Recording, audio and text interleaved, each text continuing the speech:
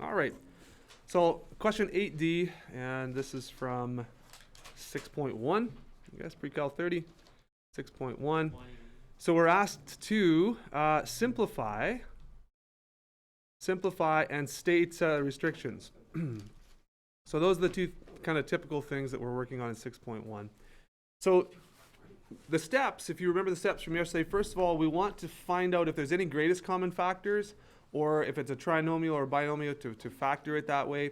So greatest common factor would be the first one that we might want to remove. And remember, this is not an equation, so you can't just eliminate if there's a greatest common factor. You can't just like get rid of it.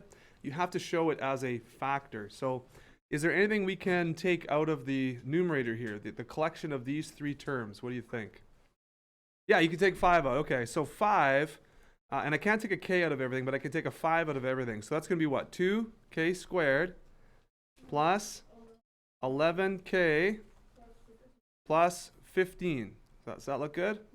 All right, so that's our first step of factoring. Awesome.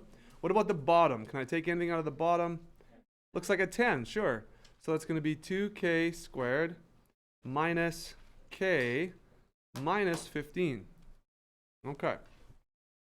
Now, here's a problem that I see over and over again, even to wonderfully amazing good students, that there's a tendency to look at 5 and 10 and to say, hey, I can reduce that to 1 over 2, which that is perfectly okay.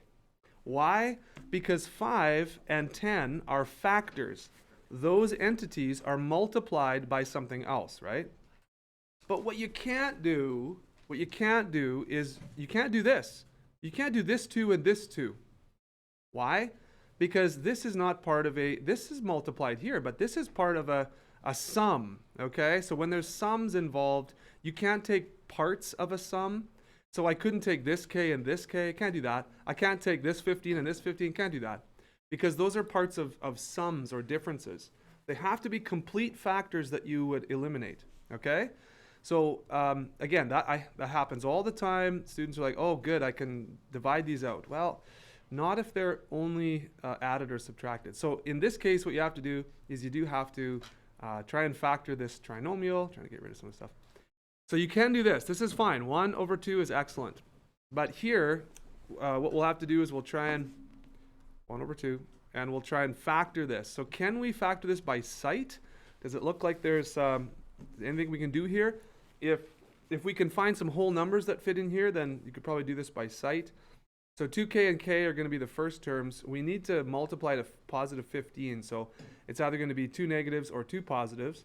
And it's got to be, I don't know, maybe a 15 and a 1 or a 3 and a 5 somewhere. So can we do that at all? Plus, okay, so if I put a 5 here and a 3 here, that's going to be 6 and 5. Do you see that? So 6k and 5k. This is a plus and a plus. That's going to add up to 11. All right? So that's factoring by intuition. Again, if you want to use decomposition method or something, if you want to use the quadratic formula, go ahead. You'll get, well, the roots that you'll get, you'll have to put them into factors, which is not maybe the easiest, but this would be the best way to do that. Just factor the trinomial. So we'll do the same thing to the bottom if we can. And a 2k squared, so that's going to be 2k and k. And again, 15 with a sum of negative 1. So this is negative, so 1's going to have to be positive, 1's negative. And again, a 3 and a 5. So I'm thinking a 3 over here to make this 6, and then a 5 over here. 6 and 5, that difference is 1. So I think we can work with this. If I make this let's see, a negative 2 times 3, negative 6k, and then a positive 5k, that's going to add up to negative 1. You see that? Okay, so, yeah. Okay, so here's the rest of just to review here what we've done. We isolate the factors on the bottom that have a variable. We let each of those factors kind of set them not equal to 0 and to find our restrictions for each. And then we just eliminate common factors and write what's left over. Don't write the 1, okay? Don't write the 1. And you don't have to multiply through. Leaving the final answer with factors is enough.